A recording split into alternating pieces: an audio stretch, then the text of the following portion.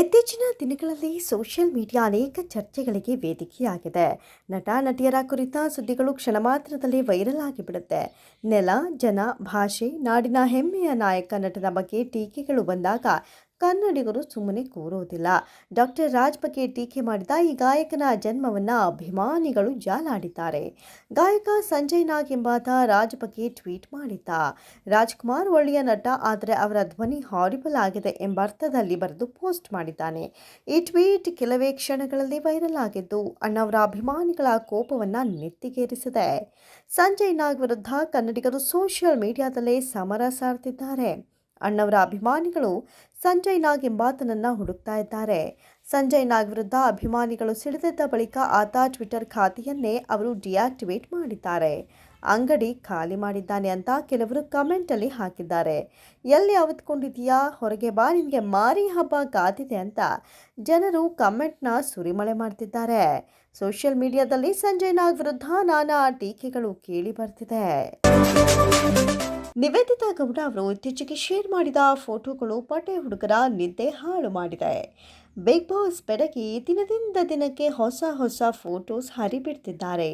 ಈ ಬಾರಿ ನಟಿ ಬಾತ್ ಟಬ್ನಲ್ಲಿಯೇ ಬಿದ್ದಿದ್ದಾರೆ. ಅಲ್ಲಿಂದಲೇ ಮಸ್ತ್ ಆಗಿ ಪೋಸ್ ಕೊಟ್ಟಿದ್ದಾರೆ. ಅವರ ಫೋಟೋಗಳು ಸದ್ಯ ವೈರಲ್ ಆಗಿದ್ದು ನೆಟ್ಟಿಗರು ಅಕ್ಷರಶಃ ಶಾಕ್ ಆಗಿಬಿಟ್ಟಿದ್ದಾರೆ. ನಿವೇದಿತಾ ಅವರು ಚಿರತೆ ಪ್ರಿಂಟ್ನ ಪಾರ್ಟಿ ಡ್ರೆಸ್ ಅನ್ನ ಧರಿಸಿ ಬಾತ್ ಟಬ್ ಒಳಗೆ ಬಿದ್ದಿದ್ದಾರೆ. ಆದರೆ ಬಾತ್ ಟಬ್ನಲ್ಲಿ ನೀರಿರಲಿಲ್ಲ. ಅಲ್ಲಿಂದಲೇ ನಟಿ ಕ್ಯಾಮ್ರಾಗೆ ಪೋಸ್ ಕೊಟ್ಟಿದ್ದಾರೆ. ಅವರ ಫೋಟೋಸ್ ನೋಡಿದ ಯುವಕರು ಕಳೆದು ಹೋಗಿದ್ದಾರೆ. ನಿವೇದಿತಾ ಗೌಡ ಟಬ್ನಲ್ಲಿ ಬಿದ್ದುಕೊಂಡೇ ಲುಕ್ ಬಿಟ್ಟಿದ್ದಾರೆ. ಇದನ್ನು ನೋಡಿದ್ರೆ ಅಬ್ಬಬ್ಬಾ ಏನ್ ಲುಕ್ ಅಂತಾರೆ ಜನ. ಅಂತೂ ಇಂತೂ ಈ ಫೋಟೋಗಳು ಸೋಷಿಯಲ್ ಮೀಡಿಯಾದ್ಯಂತ ವೈರಲ್ ಆಗ್ತಾನೇ ಇದೆ. ಯಾರು ನೂಕು ನುಗ್ಗಲು ಮಾಡಬಾರದು, ಸರತಿ ಸಾಲಿನಲ್ಲಿ ಬಂದು ದರ್ಶನ ಪಡಿಬೇಕಾಗಿ ವಿನಂತಿ ಅಂತ ನೆಟ್ಟಿಗರೊಬ್ಬರು ಫನ್ನಿ ಕಾಮೆಂಟ್ ಹಾಕಿದ್ದಾರೆ. ಬಹಳಷ್ಟು ಫೈರ್ ಹಾಗೂ ಹಾರ್ಟ್ ಎಮೋಜಿಗಳು ತುಂಬಿವೆ.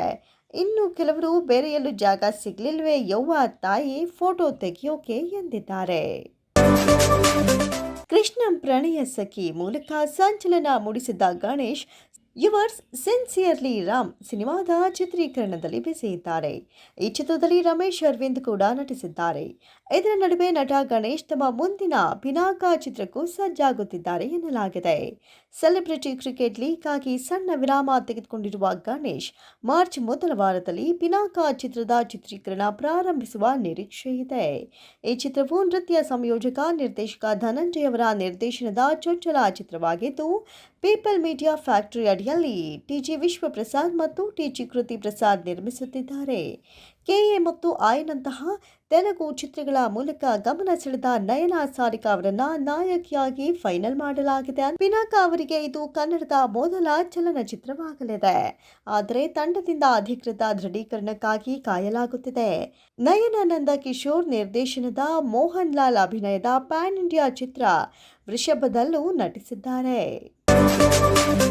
ನಿರ್ದೇಶಕ ಎಸ್ ರಾಜಮೌಳಿ ಎಂದು ವಿಶ್ವಾದ್ಯಂತ ಗುರುತಿಸಿಕೊಂಡಿದ್ದಾರೆ. ಅವರ ಸಿನಿಮಾಗಳು ಭಾರತದಾಚೆಗೂ ಗಮನ ಸೆಳೆಯುತ್ತಿವೆ.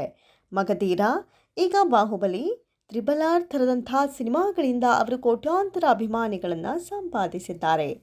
ಆದರೆ ಇಂಥ ನಿರ್ದೇಶಕ ರಾಜಮೌಳಿ ಮೇಲೆ ಇದೀಗ ಗಂಭೀರ ಆರೋಪವೊಂದು ಕೇಳಿಬಂದಿದೆ. ರಾಜಮೌಳಿ ಓರ್ವ ಹೆಂಗಸಿಗಾಗಿ ನನ್ನ ಜೀವನ ಹಾಳು ಮಾಡದ ಅಂತ ಆಪ್ತ ಸ್ನೇಹಿತನೇ ಆರೋಪಿಸಿದ್ದಾರೆ. ಜೊತೆಗೆ ಇದನ್ನ ಡೆತ್ ನೋಟ್ ಅಂತ ಹೇಳಿರುವ ಅವರು ಆತ್ಮಹತ್ಯೆ ಮಾಡಿಕೊಳ್ಳುವುದಾಗಿಯೂ ತಿಳಿಸಿದ್ದಾರೆ. ರಾಜಮೌಳಿ ಅವರ ಆಪ್ತ ಸ್ನೇಹಿತನೆಂದು ಹೇಳಿಕೊಂಡಿರುವ ಉಪ್ಪಲಪಾಟಿ ಶ್ರೀನಿವಾಸರಾವ್ ಎಂಬುವವರು ಈ ಗಂಭೀರ ಆರೋಪವನ್ನು ಮಾಡಿದ್ದಾರೆ. ರಾಜಮೌಳಿ ನನಗೆ ಚಿತ್ರಹಿಂಸೆ ಮತ್ತು ಕಿರುಕುಳ ನೀಡಿದ್ದಾರೆ, ನನಗೆ ನರ್ಕ ಅಂದರೆ ಏನು ಎಂಬುದನ್ನು ತೋರಿಸಿದ್ದಾರೆ ಅಂತ ನೇರವಾಗಿ ಆರೋಪಿಸಿದ್ದಾರೆ ಶ್ರೀನಿವಾಸರಾವ್. 1990ರಿಂದ ರಾಜಮೌಳಿಗೆ ಸ್ನೇಹಿತ ಅಂತ ಹೇಳಿಕೊಂಡಿರುವ ಶ್ರೀನಿವಾಸರಾವ್ ಯಮದೊಂಗ ಚಿತ್ರದವರೆಗೂ ನಾವಿಬ್ಬರು ಒಟ್ಟಿಗೆ ಕೆಲಸ ಮಾಡಿದ್ದೇವೆ ಅಂತ ಹೇಳಿಕೊಂಡಿದ್ದಾರೆ. ಸದ್ಯ ಈ ಕುರಿತ ಶ್ರೀನಿವಾಸರಾವ್ ಅವರ ವಿಡಿಯೋ ಮತ್ತು ಪತ್ರವನ್ನು ಮೆಟ್ಟು ಪೊಲೀಸ್ ಠಾಣೆಗೆ ಕಳುಹಿಸಲಾಗಿದ್ದು ಅದರಲ್ಲಿ ರಾಜಮೌಳಿ ಮೇಲೆ ಗಂಭೀರ ಆರೋಪಗಳಿವೆ. ನನಗೆ ಆತ್ಮಹತ್ಯೆ ಮಾಡಿಕೊಳ್ಳೋದು ಬಿಟ್ಟು ಬೇರೆ ಯಾವುದೇ ದಾರಿ ಇಲ್ಲ. 55 ವರ್ಷವಾದರೂ ನಾನು ಸಿಂಗಲ್ ಆಗಿರೋದಕ್ಕೆ ರಾಜಮೌಳಿಯೇ ಕಾರಣ. ನಾವಿಬ್ಬರು ಯಮದೊಂಗ ಚಿತ್ರದವರೆಗೂ ಒಟ್ಟಿಗೆ ಕೆಲಸ ಮಾಡಿದ್ದೇವೆ. ನಾನು ಮತ್ತು ರಾಜಮೌಳಿ ಎಂಥ ಸ್ನೇಹಿತರು ಎಂಬುದು ಚಿತ್ರರಂಗದ ಅನೇಕ ಜನರಿಗೆ ಗೊತ್ತಿದೆ. ಆದರೆ ಓರ್ವ ಮಹಿಳೆಯಿಂದಾಗಿ ನನ್ನ ಬದುಕನ್ನೇ ರಾಜಮೌಳಿ ಸರ್ವನಾಶ ಮಾಡಿದ. 1990ರಿಂದಲೂ ನಾವು ಸ್ನೇಹಿತರು. ಎಲ್ಲರ ಜೀವನದಲ್ಲಿ ನಡೆಯುವಂತೆ ನಮ್ಮ ಜೀವನದಲ್ಲೂ ಒಬ್ಬ ಮಹಿಳೆಯ ಪ್ರವೇಶವಾಯಿತು. ಮೊದಲು ರಾಜಮೌಳಿ, ಆಮೇಲೆ ನಾನು. ನಮ್ಮದು ಒಂಥರ ತ್ರಿಕೋನ ಪ್ರೇಮ ಕಥೆ, ಆರ್ಯ 2 ಸಿನಿಮಾ ರೀತಿ. ಆಗ ರಾಜಮೌಳಿ ನನಗೆ ನಿನ್ನ ಪ್ರೀತಿಯನ್ನು ತ್ಯಾಗ ಮಾಡು ಅಂತ ಹೇಳಿದ್ದ. ನಾನು ನನ್ನ ಪ್ರೀತಿಯನ್ನು ತ್ಯಾಗ ಮಾಡಿದೆ ಅಂತ ಶ್ರೀನಿವಾಸ್ ರಾವ್ ಹೇಳಿಕೊಂಡಿದ್ದಾರೆ. ಸೆಲೆಬ್ರಿಟಿ ಕ್ರಿಕೆಟ್ ಲೀಗ್ನ ಸೆಮಿಫೈನಲ್ ಹಾಗೂ ಫೈನಲ್ ಪಂದ್ಯಕ್ಕೆ ಮೈಸೂರು ಆತಿಥ್ಯ ನೀಡ್ತಾ ಇರೋ ಕಾರಣ ಅರಮನೆ ನಗರಿಯಲ್ಲಿ ಹಬ್ಬದ ವಾತಾವರಣ ಮನೆ ಮಾಡಿದೆ. ಅದರಲ್ಲೂ ಕಿಚ್ಚ ಸುದೀಪ್ ನಾಯಕತ್ವದ ಕರ್ನಾಟಕ ಬುಲ್ಡೋಸರ್ಸ್ ತಂಡ ಕೂಡ ನಿರೀಕ್ಷೆಯಂತೆ ಸೆಮಿಫೈನಲ್ ತಲುಪಿರುವುದು ಅಭಿಮಾನಿಗಳ ಸಂತಸವನ್ನ ಇಮ್ಮಡಿಗೊಳಿಸಿದೆ. ಇದೀಗ ಟೂರ್ನಿಯ ಸೆಮಿಫೈನಲ್ ಪಂದ್ಯ ಮಾರ್ಚ್ 1ರಂದು ನಡೆಯಲಿದೆ. ಈ ದಿನದಿಂದ 4 ತಂಡಗಳು ಫೈನಲ್ಗೆ ಟಿಕೆಟ್ ಪಡೆಯಲು ಸೆಣಸಾಟ ನಡೆಸಲಿವೆ. ಮೊದಲ ಸೆಮಿಫೈನಲ್ನಲ್ಲಿ ಬೆಂಗಾಲ್ ಟೈಗರ್ಸ್ ಹಾಗೂ ಪಂಜಾಬ್ ದಿ ಶೇರ್ ಮುಖಾಮುಖಿಯಾದರೆ, ಎರಡನೇ ಸೆಮಿಫೈನಲ್ನಲ್ಲಿ ಕರ್ನಾಟಕ ಬುಲ್ಡೋಸರ್ಸ್ ಹಾಗೂ ತಮಿಳ್ ರೈನೋಸ್ ಎದುರಾಗಲಿವೆ. ಆದರೆ ಈ ಪಂದ್ಯಕ್ಕೂ ಮುನ್ನ ಕರ್ನಾಟಕ ತಂಡಕ್ಕೆ ಸಂತಸದ ಸುದ್ದಿಯೊಂದು ಸಿಕ್ಕಿದೆ.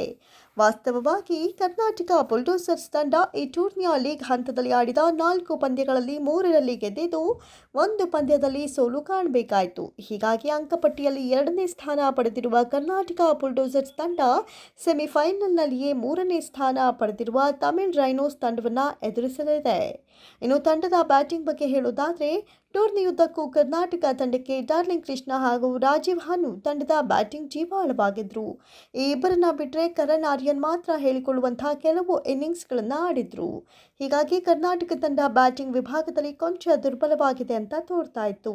ಇದಕ್ಕೆ ಕಾರಣ ತಂಡದ ಆರಂಭಿಕ ಆಟಗಾರ ಪ್ರದೀಪ್ ಈ ಬಾರಿಯ ಸಿಸಿಎಲ್ನಿಂದ ಹಿಂದೆ ಸರಿದಿದ್ದು, ಪ್ರದೀಪ್ ಅಲಭ್ಯತೆ ತಂಡಕ್ಕೆ ಇದುವರೆಗೂ ಕಾಡಿಲ್ಲವಾದರೂ ಸೆಮಿಫೈನಲ್ ಹಾಗೂ ಫೈನಲ್ ಪಂದ್ಯಗಳಿಗೆ ಬ್ಯಾಟಿಂಗ್ ವಿಭಾಗ ಬಲಿಷ್ಠವಾಗಬೇಕಾಗಿತ್ತು. ಇದೀಗ ಅದಕ್ಕೆ ಪೂರಕವಾಗಿ ಕರ್ನಾಟಕ ತಂಡಕ್ಕೆ ಸ್ಫೋಟಕ ಬ್ಯಾಟರ್ನ ಆಗಮನವಾಗಿದೆ. ಹೊಡಿಬಡಿ ದಾಂಡಿಗ ಅರುಣ್ ಬಚ್ಚನ್ ಸೆಮಿಫೈನಲ್ ಪಂದ್ಯಕ್ಕೂ ಮುನ್ನ ತಂಡವನ್ನು ಸೇರ್ಕೊಂಡಿರೋದು ಕಿಚ್ಚನ ಪಡೆಯ ಆತ್ಮಸ್ಥೈರ್ಯವನ್ನು ಇನ್ನಷ್ಟು ಹೆಚ್ಚಿಸಿದೆ.